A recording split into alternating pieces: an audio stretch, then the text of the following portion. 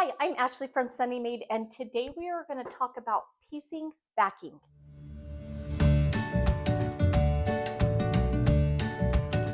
Hello, friends. Welcome back. I'm glad you're here. I have a couple of quilts that I'm ready to get long armed. So I have this fun one. I still need to put the last borders on it. This was a Callie & Co. Mystery Block of the Month for 2025. So I love how it turned out. I just need to do my final one. And then I have this one. It's almost Valentine's Day, so I want to get it quilted and ready for Valentine's. And so as I started to work on the backing for these, because I'm going to take them and long arm them tomorrow, I thought, you know what? Let's talk about backing. Preferably, I try to use backing that is, I don't have to piece it. I can cut it in all one thing, and then I cut it and I can put it straight onto the long arm. But I'm doing these two a little different, and both of the backs are going to have to be pieced. So we're going to talk about piecing cotton backing, just regular cotton, and then we're going to talk about piecing minky, because I'm going to put minky on the back of this one. So let's first talk about this. Let's talk actually about how much backing you need, especially if you're taking it to the long arm. So I have my quilt top. When this is finished, it's going to be, I have a cheat sheet right here, 52 inches by 67 inches. Okay, so 52 by 67 with the fabric is usually 44. So I'm going to have to piece this backing. When you go to put it on the long arm, or you take it to somebody that is going to long arm it for you, they need extra backing all the way around so that they can hook it onto their machine. So they hook on the backing, and then they start with the top, and they center the quilt on top of the backing, and they will quilt it that way. But they have to have extra to be able to hook it onto their long arm machine.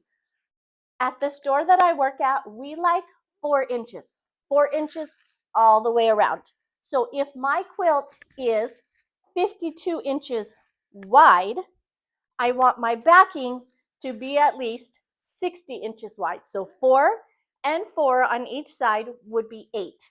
My other direction is, I have to look again, 67 inches. I'm going to add 8 to that one as well, which will give me 75. So I am looking for backing that is at least 60 inches by 75 inches, and that allows me or a different long arm to be able to put it on the machine so that there's enough extra to put it on the machine, I guess, is totally what we're doing. So I'm going to put this one aside, and we are going to talk backing. Now, we long armers also like the batting to be the extra 4 inches all the way around. And that's so it doesn't get messed up right along the edge, and we can keep it nice and straight, and there's plenty. And so that one's not as particular, but it needs to be bigger than the quilt top for sure. Now, that's what we like to do at the store that I work at. Your long arms that you might go to, your long armers that you go to might have different requirements. So make sure you check with them before you take your quilt in. Say, how much extra do I need for my backing and batting? And they will let you know so that you buy plenty enough backing. Okay, so if I need my backing to be 60 inches wide, and this is 44-ish inches, I'm going to need to seam this, which means I need 2 pieces that are 60 inches wide. I'm going to seam them along the salvaged edge. Now, that's the next question you might want to talk to your long armer about if you're doing a long arm. Do they want a horizontal seam or vertical seam? I like to save money, and so I will do what is most cost effective for me, and we don't particularly care at the shop that I work at. So what I did is I took 60 inches, I doubled it, which is 120 inches, and then I decided how many yards that is, and that's what I have here. I just have a really, really long piece of fabric that needs to be done. So, few things you want to think about when you're piecing your backing. Is it directional? Because if you have cute little butterflies or flowers or words or stripes, you want to make sure that they're all going in the same direction on the back of your quilt. You don't want the top half to go this way and the bottom half to go this way. But I guess that makes it reversible, right? My particular fabric is not directional. It doesn't matter which direction I do it. So if it's directional, what I would do with my fabric is I would find the center of, I would just fold my quilt backing that I bought, the whole length, in half and cut down the fold. I would then line up the fabric right sides together along the salvaged edge, making sure the print goes in the correct direction, and I would seam it up. That's what I would do if it's directional. So make sure you figure that out. Now, because this one is not directional, I'm going to cheat a little bit. I am still going to fold this in half. And because sometimes your machine, your sewing machine, it has feed dogs on the bottom, but not on the top. Sometimes the top and the bottom go through the machine at a different rate. So what I'm going to actually do is put it together, the salvage that actually has the line that you can see how there's a nice line here. I am going to line those up, the cut edges together, and I'm just going to send it through my sewing machine right there, this direction, just like this. I haven't cut any fabric yet, and I'm going to use the white salvage edge as an edge for the foot of my sewing machine. And I'm just going to run that foot right along the edge of the inside. Let me show you. It's going to go right along this part. I don't want to keep my salvage edge in the middle of my quilt. So I'm going to sew the seam, the two pieces together. I'm going to back stitch on the top, the front, both edges, okay? And then I'm going to go back and trim off my salvage edge. This salvage edge just makes it a little difficult when it's stitching on the long arm, and it makes it stiff. So I'm just going to cut that off as soon as I have sewn it together. Then after I have done that, okay, I've sewn all the way down this seam. Then I'm going to quilt. Then I'm going to cut the fabric. So I'm going to actually take this over to the long arm and my sewing machine. I have too many words in my brain right now. I'm going to take this over to the sewing machine, sew my fabric, and then I will come back and we will talk about the next step.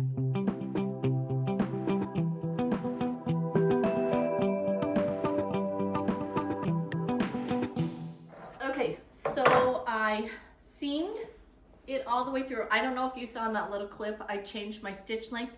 I was stitching something else and I had changed it to a 3, but I turned it back to my normal stitch length, which is 2.2. I mainly just use stitch length that comes automatically on my machine. Okay, so I stitched right along this salvaged edge, and if you can see here, I now have it. So here's the end of my seam, and here is where it was folded over. So what I'm just gonna do is I'm gonna lay this out nice and flat. I'm gonna move my scissors real quick. I probably should have ironed this first, so that's always helpful. Iron your fabric. Now that I'm looking at it, I should have ironed it. Okay, I think I would actually at this time make sure that my fabric is nice and flat, and if you want to, take it to the iron, and this folded edge, I have the folded edge right here, make sure that that's nice and flat. Okay, I'm gonna just make it as flat as I possibly can. Take my scissors and just run them right along this fold. Sometimes it goes like wrapping paper where it goes shh. Sometimes you can do that, sometimes you can't. So I'm gonna just put my hand here so that I get it as flat as I possibly can, since I did not iron this. This is one of those where it's do as I say, not as I do. Okay, and I'm just going to cut it, and then I gotta get this side, the salvage edge, cut it right up that seam. And now I have fabric backing that is big enough for my quilt.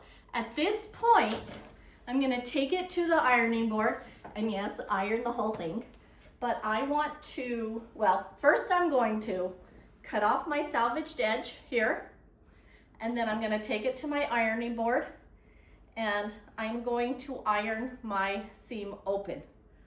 We prefer seams to be ironed open, so that's what I always do. It lays a lot flatter when you go to long arm your machine or long arm your quilt. So I'm going to take it to the ironing board. First iron it this way so I know I get it nice and flat. Then I'm gonna flip it over so it's right side up, and then I'm gonna give the seam a nice iron, and then I'm going to, of course, iron the rest of my fabric. So with cotton fabric, you can iron it, and you want to cut off your salvage edge. Any questions on this part? Okay, at this point, if you like what you're seeing, don't forget to like and subscribe. The like makes sure that I know you like what I'm doing, and the subscribe makes sure that it gets pushed out to other people. Or maybe it's opposite. I think it's opposite. Okay, the like will push it out to other people. The subscribe lets me know that you like my videos. Okay, that's it. Okay, so this is cotton backing. This is how I seam cotton backing. Okay, let's talk minky backing. I prefer not to have to seam my minky backing. It slips, it slides as I'm trying to put it through the machine. At the quilt store that I work at, we actually have 90-inch wide fabric, minky fabric, and I very rarely have a quilt that is bigger than that. Or if I'm making a quilt, I make sure that I can still use the 90-inch. But let me tell you what I'm doing here. So this is my quilt I put together last year. I'm gonna go put on the long arm. It's this really cute, oh, it's upside down. Okay, it's a heart quilt, has lots of colors. I used an ombre, right? So over the past year, I have long armed several different quilts with minky backing. And I always keep my leftovers, though I wasn't really sure what I was going to use them for. But with this one being so multicolored and it's, in strips, and going all different ways, I thought this is a good chance for me to use up my leftover minky from my other quilts. So what I first did is I laid out my pieces and I made sure that they are the same all the way down. So I trimmed them up. I just kind of went with what is my smallest part, because of course they're not cut straight when I'm cutting them off cutting them off the quilt. And so first I did is I made a nice big long strip. And so I would prefer to keep it 90 inches wide. I'm going to have the stripes go vertical. It doesn't really matter, but honestly, because of the panto I want to use on this quilt, I think it might look weird if they don't quite go straight across on the back. So I decided I wanted to do them the 90 inches long. Okay, so I have salvaged edge here and salvaged edge up here, and those are going to be the top and the bottom of the quilt. And then I will put my quilt on so the stripes go up and down. So as I've been working on this, trying to figure out what's the best option, I first started with pins.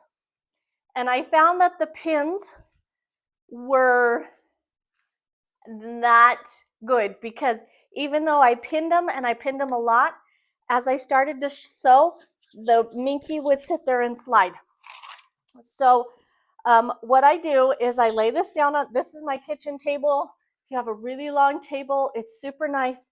I make sure that my fabric is nice and straight, and I lay it down with right sides together, okay, going from one side to the other. I don't know if you can see this, but this light purple here on top is kind of rolling, and that's where I start to get a problem when I'm seaming my back.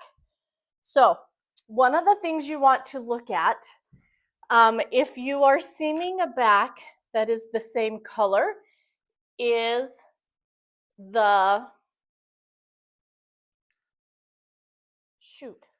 what's it called? I can't think of the word right now. So what I'm talking about is, if I go this way, if I run my hand this way, it looks one direction. If I run my hand this way, it looks a different direction. So sometimes if I run it up, it's going to look lighter than if I run it down. So if you're seaming it with the same color, you need to make sure that that all goes in the same direction. And I cannot for the life of me think of the word. So hopefully before I put out this video, I will put that word on the screen, because I cannot think of the word right now. Okay, so that's what you first want to look at. If it's the same color, because these two are the same color, I want to make sure that they go in the same direction. This one, because I'm using pieces, it's not going to really matter. So I am just going to line up my bottom piece all nice and straight on a flat surface on my table. And then I'm going to take my next piece and line it up. I like that I have this nice big surface.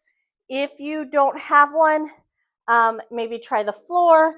A hard floor would be better than your carpet, but if that's what you have, right? Like, that's what we have.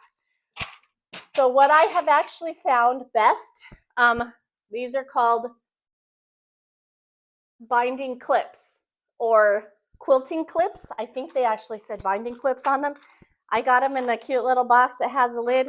I have found that these are better than pins when I go to put together this minky and when I want to seam it, because then it holds them tight. It's kind of like a binder clip. It holds them tight and it keeps them staying together. So I will put them every 4 to 5 inches. Honestly, it doesn't matter how much you put on them, but I find out that more when it comes to minky is kind of better, because, like I said, you don't want it to slip. And with this curling up, I want to make sure that I'm lining up those edges nice And I might actually put more right here because it is curling and I want to make sure that it stays nice and flat and doesn't move on me as I'm sewing it together. Now, the other thing you want to think about when you are doing minky is your seam allowance. I go somewhere between 1/2 inch and 3/4 of an inch. If you are doing the same color and you can do it this way, put salvage to salvage together. That gives you a nice way to line it up. They don't tend to slip as much when you are sewing it together, and it keeps it nice and flat with that salvage. And that also can get you a line up so that you know right where to sew the seams together. Now, unlike cotton backing, if I am doing minky and I'm sewing salvage to salvage, I don't trim off that salvage after I've sewn the seam. With cotton backing, I do like to do that because it creates this hard, it doesn't stretch as much when I go to quilt it. So I want to make sure, and I cut off the salvage when I'm using just a plain cotton backing. So I am just going to put clips on this all the way down and then find a line on my sewing machine to follow the edge of this. Again, I'm going to back stitch at the top and the bottom because when I go to put this on the machine, I don't want any of my pieces coming apart. And let's see, what else do we want to talk about with minky? Because it's minky, you can't iron it very well. So minky does melt. I have done that, so don't do that. If it gets too hot on your iron, it melts. And so unlike cotton backing, you just want to make sure that you have a good seam, that it's fairly flat, and it'll work great on a long arm machine. Okay, anything else that I'm thinking about? I don't think I have anything else on minky right now. I'm going to go send this through the sewing machine after I finish with the last edge and do a little wrap up.